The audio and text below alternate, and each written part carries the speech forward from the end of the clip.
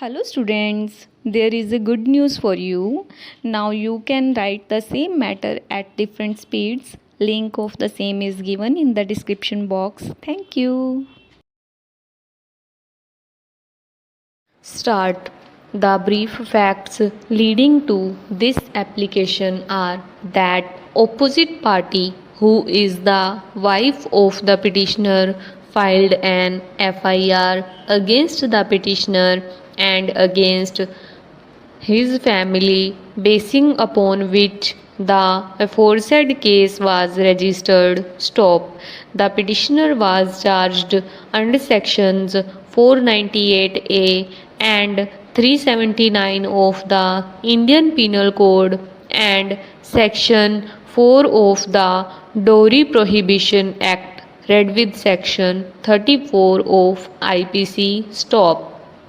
It is worthwhile to mention here that the petitioner was charged along with other co-accused, and ultimately the petitioner along with them was convicted by the learned Chief Judicial Magistrate in respect of the alleged offences and in respect of section 4 of DP Act, read with section 34 of IPC. Stop.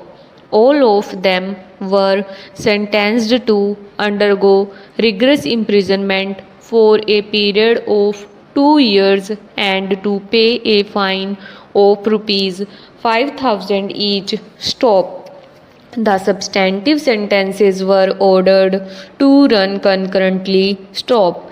The said order of conviction was challenged in criminal appeal before the first additional sessions judge, and while disposing of the appeal, the learned additional sessions judge set aside the order of conviction and sentence under section 4 of DP Act, maintained the order of conviction and sentence under sections 498A oblique 34 of IPC passed by the trial court against all the accused persons, and that under section 406 of IPC against the present petitioners only. Stop. The said order of the appellate court was challenged in criminal revision. Stop. This court, while disposing of the criminal revision on 8/11/1993, passed the following orders: para. In my opinion, therefore, the examination of witness whose examination was prayed for in the affidavit dated 7/4/1993 should have been allowed, so also the petition to recall him for further examination. Stop. Accordingly, set aside the order of conviction and sentence passed by the appellate court in the criminal appeal and remand it to the appellate court for the disposal of said appeal afresh after taking the evidence of PW4 and further examination of other witnesses as may be considered necessary in the opinion of the court in connection with the proof of the allegations made in the petition, and also after examining PW4 on being recalled and after examining such other witnesses as the court may consider for necessary consideration of the evidence that may